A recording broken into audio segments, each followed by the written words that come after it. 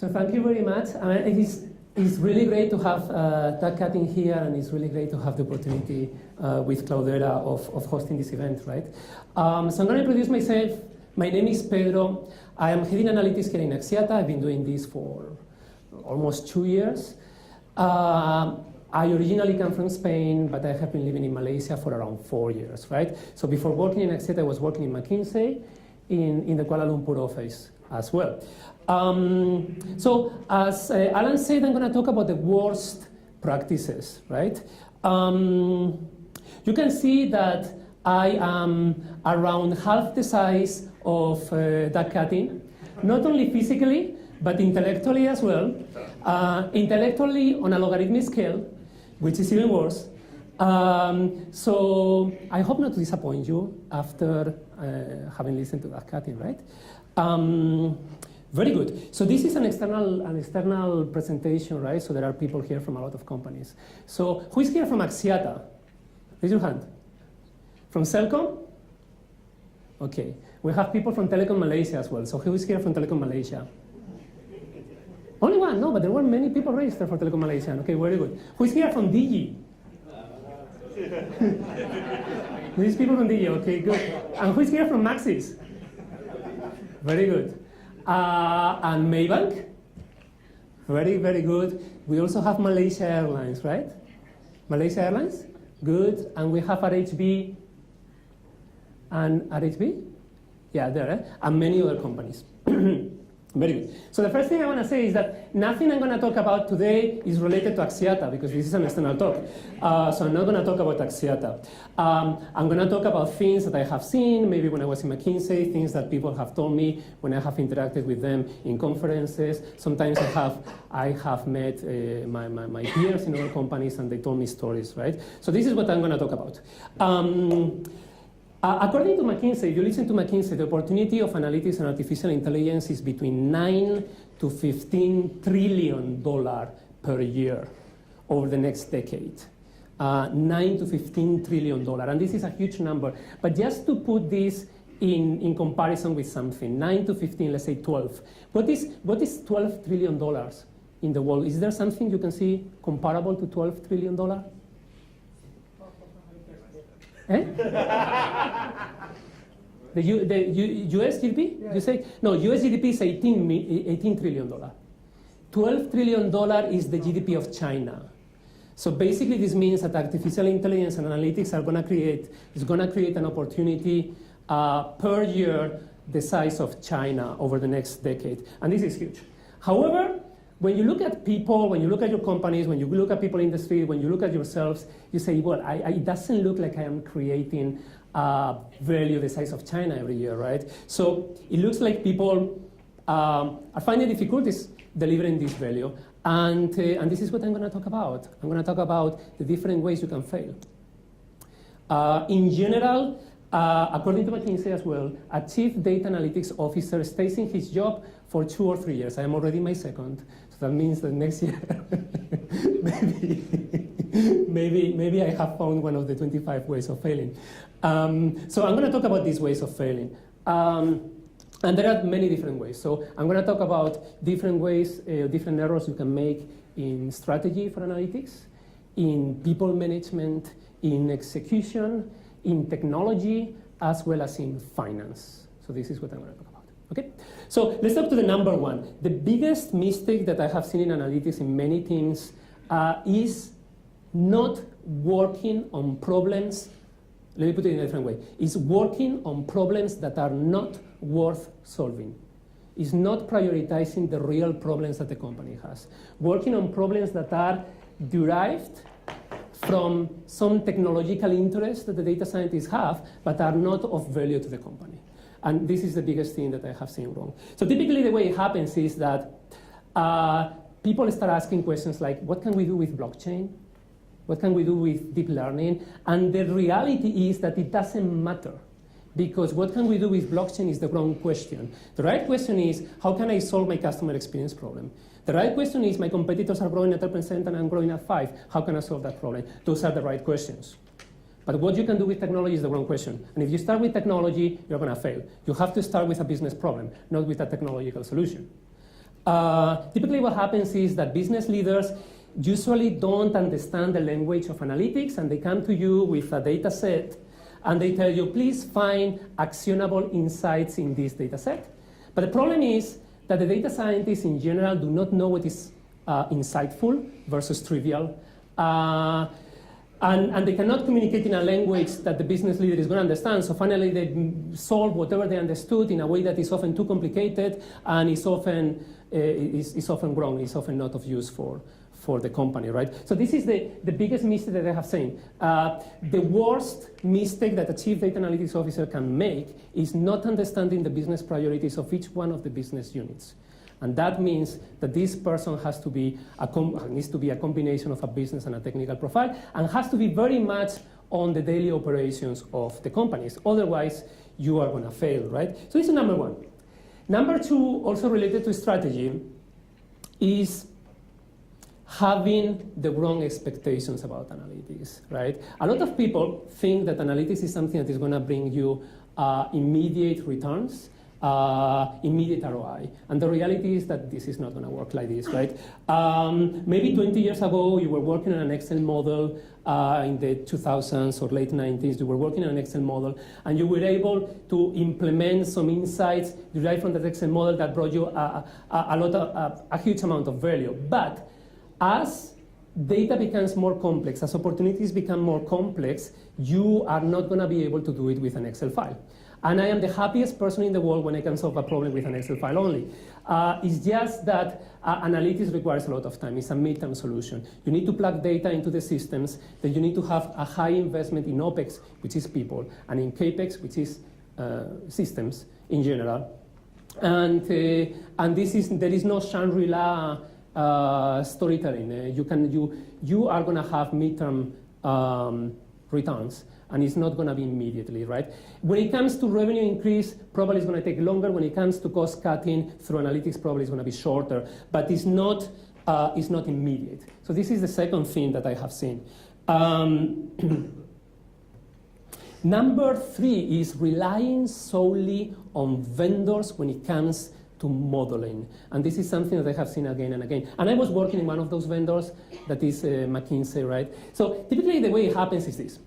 You're a business leader in a company and you want to implement some analytical models, so you hire a consultant to do that. But you tell him, okay, I want you to implement this, churn, cross-selling, upselling, whatever. And you tell him, but at the same time, I want you to develop my people. The consultant says, no problem, yeah, I will develop your people. I will do it in a way that I involve your people and they will learn.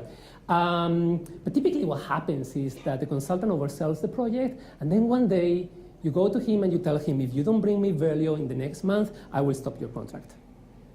And that day, capability development dies, because the consultant is not going to focus on that anymore. I think outsourcing data engineering to third parties is kind of okay. I could live with that, but I would never outsource modeling to third parties, honestly. The analytical models that you are building are the brain of the company. How are you going to outsource your brain, right? I would be very selective getting help from consultants. So, because capability building through consulting is something that involves a lot of misaligned incentives. It's very difficult to work, right? So this is number three. Number four, not prioritizing. Yeah, this is very typical. So basically you have 5 fingers, right, in your hand, and that basically means that you need to have 5 priorities. If you have many more than 5 priorities, probably there are going to be too many. If you have less than 5, probably you didn't think enough. And this is so simple, but a lot of people don't get it. If you are not able to spell out your priorities by heart, because there are so many, you are never going to succeed. You are never going to be focused, right? And typically this is what happens. So I have a friend who was heading analytics in a very famous company that unfortunately closed down. And he had to look for a job, and then he started interviewing, and he was asking, what are your priorities? And a lot of companies say, well, upselling, cross-selling, what everybody says. That basically means that they have not thought about it, right? So you can have around 5, maybe you can have 5 and a few fingers from the other hand, but having too many means that you are not going to focus, and it means that you're going to fail. Saying yes to random requests. This is number 6. It happens all the time. You get hired as head of analytics, and you have some vision about driving a transformational program and all that. But initially what is going to happen is that most likely you are going to be attending random requests like glamorous visualizations, reports for very narrowly defined projects that finally end up in analysis paralysis, and nobody's ever going to make a decision. I think it is important for a head of analytics to have the maturity and also the stature to be able to say no to some random requests, so that you can focus on projects that really add value, on those projects that are priorities for the business, right? And you don't work, as I said before, on projects that are not worth solving. And these are the 6 mistakes that I have seen in strategy, right? So we can talk about human resources, right? And this is also very, very interesting. The typical question that I get from people internally, externally, is how should I organize analytics? That it has to be centralized or decentralized? This is the typical question, right? I would say that this is a mistake initially to let too many analytics teams flourish in each one of the departments of your company. So you have an analytics team for procurement, another analytics team for marketing, another one for whatever you want. I would say it's a mistake. I would say analytics needs to keep a balance between centralization and decentralization. But being completely decentralized is a mistake. And let me explain what I mean. Analytics needs to be balanced because learning is done best in a centralized way. You learn better when you are together, and execution is done best in a decentralized way. When you have different people in different departments driving the same thing, it's easier to execute something. And you need to keep this balance. If you think about self-driving cars, all the machine learning of the cars, how they learn, how the algorithm gets improved is centralized. However, the driving decisions are made in a completely decentralized way. Each car is decided on its own. And with people, it's the same, right?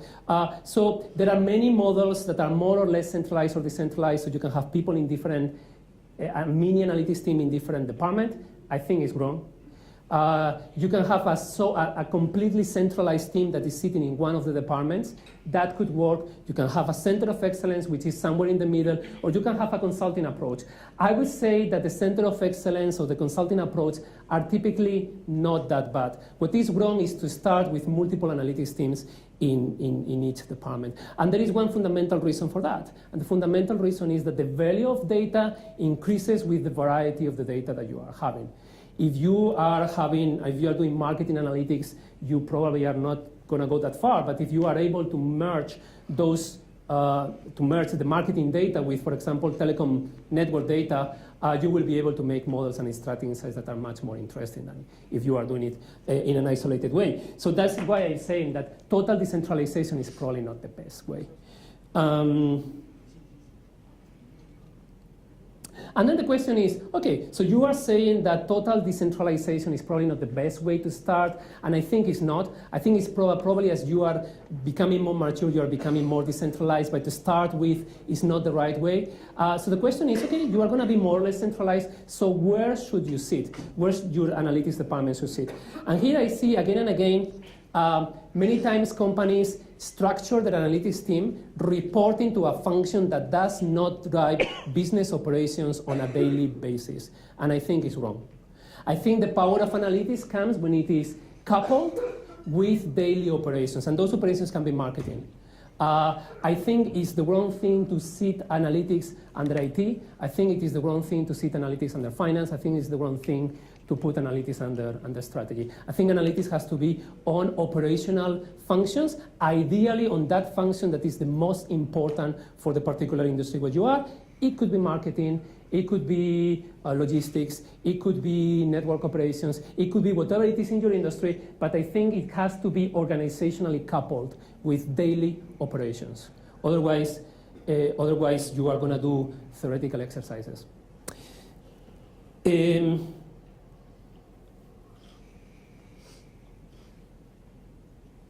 Okay. Another question comes about the head of analytics, the chief data analytics officer, right? So how should this person be?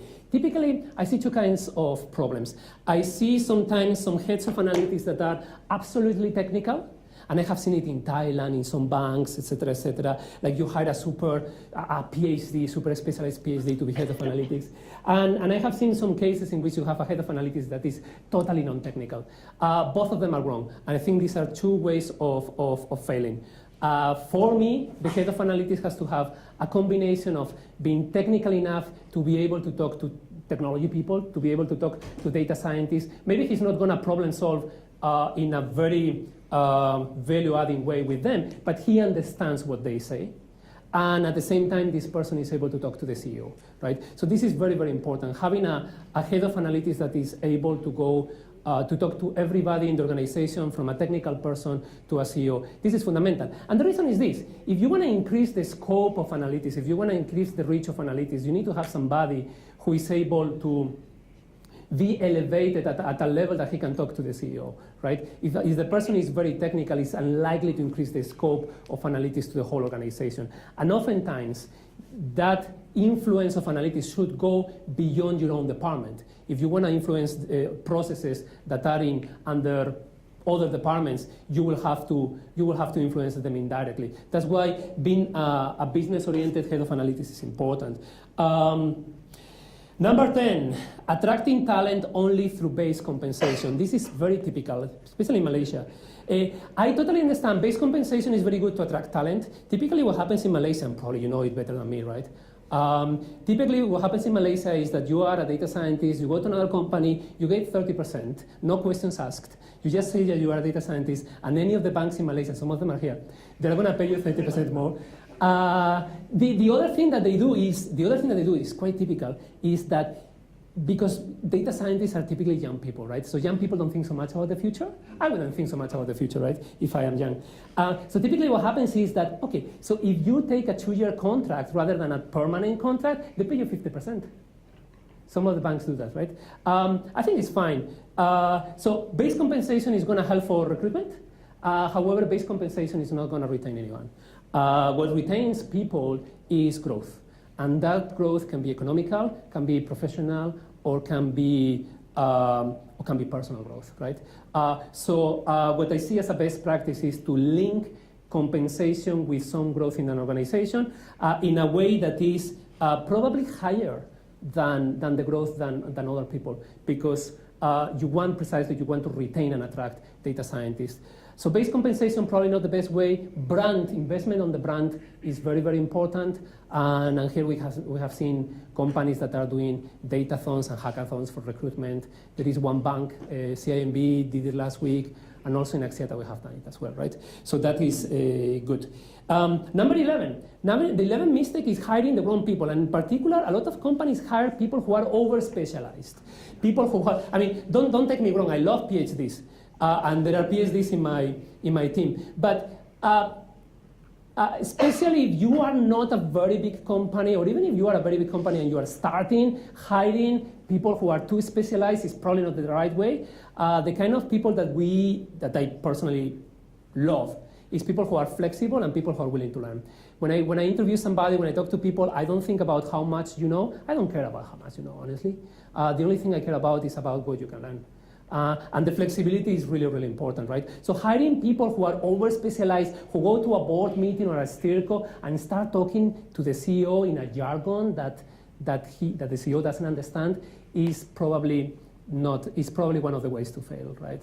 But having said that, there are some positions in which you may have a role that requires that specialization, right? So maybe you are driving a project, like for example in image processing. Now we are working, for example, in voice. There are positions in which you might need people who are very, very specialized, but you need to keep a large amount of people who are flexible. And finding the balance is very, very important. So this is number 11. Number 12, not bringing domain experts or analytics translators. This is fundamental. Analytics translators is kind of an internal consultant that is able to bridge the gap between the business function and the analytics department. Because I told you before that they don't speak the same language. They it's difficult to make them talk, and often they don't speak the same language. So oftentimes, what works best is to have a person who understands both. And this is a person who is non-technical. Harvard Business Review calls them analytics translators. Here, we used to call them analytics consultants. Well, this is basically somebody that is bridging the gap. Is making sure that the project runs end to end, from understanding the requirements, from talking to the stakeholders, from making sure that the solutions we are giving are practical and implementable and really solve business problems. This role is fundamental. And this person has to be a subject matter expert as well. Not having this kind of people in analytics team basically means that you are going to be a theoretical function that is not going to drive business value. Sometimes I ask people, what is the economic impact of this thing that you are doing? And sometimes they don't know how to answer the question. And I'm surprised. And then if you don't know the economic impact of what you are doing, why are you doing that? Right? So I think it's very, very, very important about HR. Number 13, not creating a data-driven culture in your organization, right? Analytics is, or using data is not something for technical people, it's something for the whole organization, right? Even if you are able to make the best models, if nobody understands them, if nobody has the reflex of using data first every time that you have to solve a question, it's not going to work. In many organizations, the reflex of people every time they have to solve a problem is to ask their boss. In some organizations, is to ask the highest paid person opinion, right? The highest paid person opinion is typically the way to go when you have a problem to solve. It's typically not the best option, right? So creating a data-driven culture is very, very complicated. In every organization, the culture of the organization is nothing else but the culture of the boss. Everybody's going to mirror you. And if you are the CEO of a company, your culture is the culture of the company, period. That's it. So the culture of any company is just the culture of the CEO. That basically means that the CEO is the most important stakeholder that you have in order to change that culture. And evangelizing the power of analytics to the C-suite and the CEO is fundamental, because those are the guys that can change the culture. You cannot change the culture. There is a McKinsey study that I read some time ago that identifies the following thing as the best predictor of whether a company is going to be successful in analytics transformation or not. And that predictor is having somebody in the C-suite with an advanced degree in engineering, in mathematics, or in statistics. So basically, if somebody in the C-suite, ideally the CEO, is very much about data, it's probably going to work, otherwise it's not going to work. In order to transform the culture of the company, you have to do a lot of things like communication. Over-invest in communication is super important. Newsletters, something like this, for example, as well, is very, very important. If you neglect the organization, everything is going to fail. It's literally going to fail. And number 14, being biased. I think I talked a little bit about this. Analytics has to be independent enough to be able to challenge the status quo of the business units. Oftentimes what I see is that a data scientist or somebody in analytics, thinks that the company is doing something wrong and is able to prove it. Is able to say, we are investing in this part of the country and it's useless. Is able to say, we are doing the wrong campaigns. Is able to say, we are doing the wrong things here and there. And they don't say it, because they are biased, because sometimes, and I think here the maturity of the chief data analytics officer is important. So being independent and being biased and not just complying with the status quo is very, very important, and it's something that I have seen a few times. So we go to execution, right? In execution, we have 5 ways of failing. Number 1, not embedding analytics in day-to-day operational workflows. This is very important. So I was saying before, analytics is your brain. But it doesn't matter how much you think. If you are not able to embed the decisions of your analytical models in daily operations, you're not going to walk. So even if your brain is saying you have to walk, you have to catch that rabbit. If it is not connected to your legs, it's not going to work, right? So embedding analytics in operational processes is fundamental. This basically means bridging the gap between people and technology. And these operational processes is probably the process that determines how campaigns are defined. This is the process that determines how a client of a bank, gets an approval or a rejection on a loan. This is the process that defines how you invest in CAPEX. This is the process that defines a lot of these things. This is the process that defines, for example, how you allocate your performance appraisals, right? And these kind of things. So it is fundamental to connect analytical decisions with operational processes. Otherwise, everything is useless. Everything is useless. So this is not about getting the best answers. This is about implementing answers that are directionally correct and can drive business impact. It doesn't have to be perfect, but it has to drive business impact. If it is not connected to operations, it's not going to work. Not collocating data scientists with business teams. This is number 16 about execution. So something that I have observed in many companies is that there is a tension between the business teams and the analytics teams. And this tension is normal. It's normal because they speak different languages. It's normal because they have different focuses. It's normal because they typically don't understand each other. So they have a resistance to talk to each other. Basically means that if they are not sitting together, they are never going to talk to each other. And what is really important is that it doesn't matter how your organization is, whether all your data scientists or data engineers are reporting to the same person. If somebody is working with marketing, just make him sit with marketing. If somebody is working with procurement, make him sit with procurement. They don't have to sit in the same, in your department's floor. So it is fundamental that people, data scientists, are co-located with those teams that they are serving. Otherwise, probably things are not going to work. Number 17, and we are getting close to the end. Number 17, managing projects in waterfall. Sometimes when I talk to technical people, I see a preference for waterfall. Because waterfall is easier for somebody technical, right? So somebody is going to tell you, these are my requirements, and this is my deadline, and then you do it. And you start doing it, and you don't need to talk to anybody. You're just sitting in your lab, and you are just doing it. This is typically not how the real world works. Typically, how the real world works is your client has no idea of what you want, so he's not going to be able to give you any requirement until you produce something. The real world is that the hyperparameters of a model are impossible to identify a priori, right?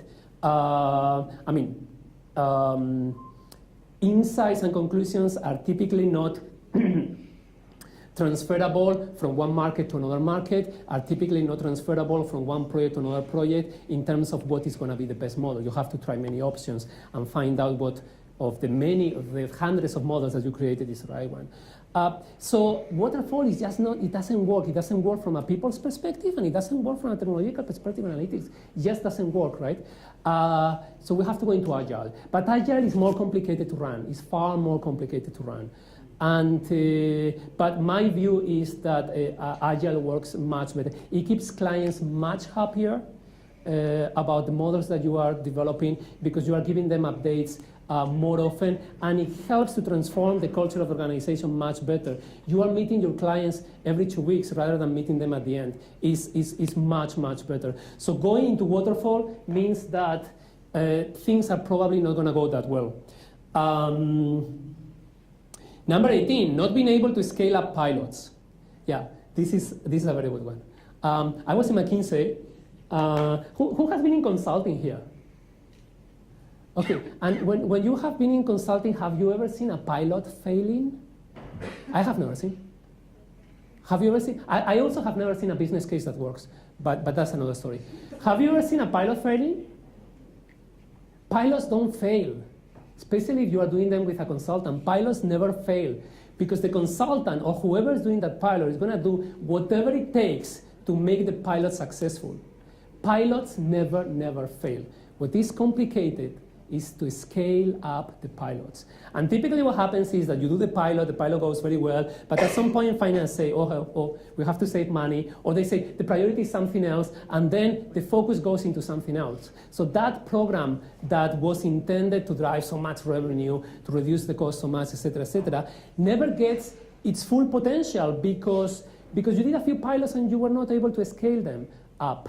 And this is something that is, this is something that happens again and again. And sometimes the success of the pilot, I mean, you make a pilot, it's successful, and you start talking about how good you are, et cetera, but it means nothing for the organization. So that is something very important. Number 19, and there are only 25, so I'm reaching my end. Neglecting data governance and data security, right? So data governance, people don't think about governance when you are building a model, etc., or when you are doing data engineering. People don't think about governance, right? Who cares about that, right? And data governance is fundamental, because if you consider your data is an asset, there has to be a governance about managing this asset, right? And the governance can be very simple, but you need to have a policy, and the policy needs to specify who gets access to that, how you make sure data is clean, et cetera, and also security, right? Which is fundamental for this, and sometimes we are not paying enough attention to this, especially in those that are in highly regulated industries, like banking or healthcare or even us. Data security is very, very important, right? Having anonymized information is very important, which, by the way, Cloudera allows to have anonymized information on access, which is a very nice feature. Yeah, but this is very, very important. And now I'm going to go into technology. Technology, we only have 4 ways of failing. As Doug Cutting was saying, most of the ways you can fail are outside technology, right? But in technology, we can also screw up, right? So let's talk about the first one. Sometimes I see people saying, hey, do I have to prepare my data engineering platform before making models, or I start making models and then I think about my platform, or you see what I mean? So I start making models quick and dirty, and then I will see how I get my platform, because anyway I have to talk to finance, and they are likely not to give me CAPEX. Or I just invest in a very nice system where I'm going to put millions of dollars, and then I will think about the models. Both of them are wrong. You have to do it in parallel. So you have to refine, and we come again to agile and iterative working, right? So you have to define probably a number of pilots where you're going to choose some use cases, and you are deploying the infrastructure for that, and then you will grow it, and you will grow that, and you will grow that, and you will grow that.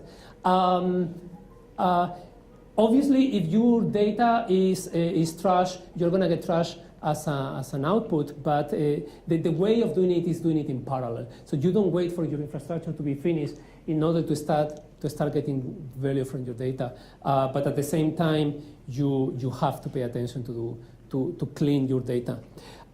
Number 21, not using the right tools. I have seen, for example, when we did our datathon, some of the participants in the datathon were using a lot of proprietary tools for analytics. And there are so many open source tools, and even, I mean, there are some, Cloudera is a distribution of one of these tools, but from my point of view, there is no reason to start to use proprietary tools for analytics. There are open source languages, Python, R. There are so many tools that are not proprietary that you can find a lot of information on the web. And now we're starting to have cloud as well. I think cloud is good, especially for some digital companies that are digitally native. I think that can work very well. But I see a lot of legacy, and I think it's not the right way. The right way is not to keep that legacy. Having data silos. I was talking before about having a more or less centralized organization initially, and I totally agree. That initial centralization has to expand to the whole organization, so you're going to let them go. That's totally fine, but you have to start with a scope that is clear. The same thing for data. I believe in only one data silo. Why do you need to have multiple data silos in the organization? Most big companies have multiple data silos. So you have Department A with a data silo, Department B with another data silo, but the value of data comes from connecting all these, and then you ask them for permission, they tell you, no, but this is so confidential that I can not give it to you. I believe in only one data silo. There has to be one data silo. This data silo has to include all internal and external information.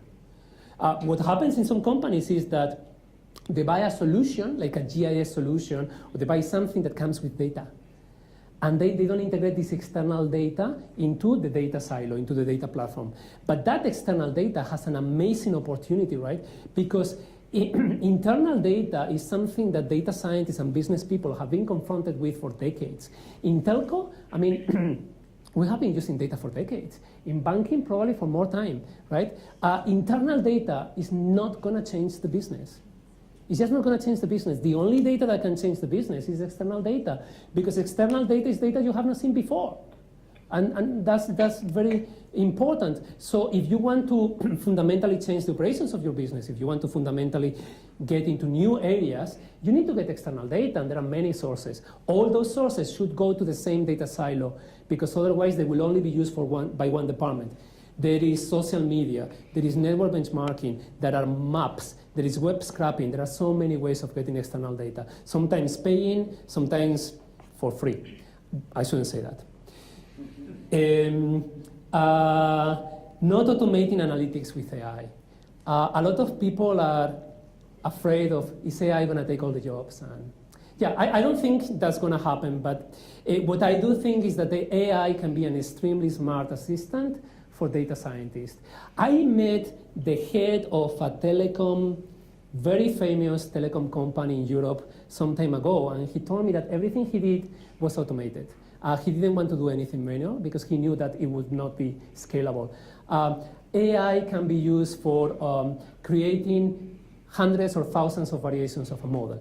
AI can be used to automate feature prioritization. AI can be used to identify the obsolescence of models in an automatic way. So you can use a lot of automation in data science and analytics, and I think most companies are not doing enough in this.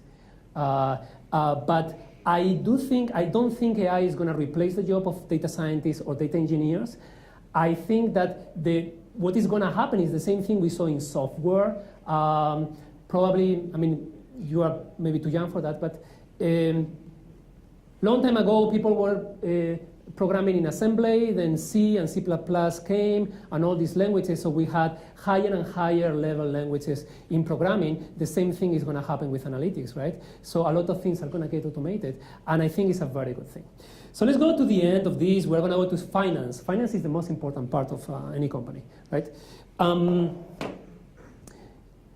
there are two things here. Number one, I see companies not allocating budget, and I see companies allocating too much budget. It's just about, if you allocate too much budget, you're going to overspend, and things are not going to go that well. And if you don't allocate enough budget, certainly you're not going to be able to deliver value from analytics, right? So this is something, and how much is the budget? It really depends. But this is something to take into account. And the second mistake that I see is, and I think I said something before, is not calculating the ROI of analytics investments.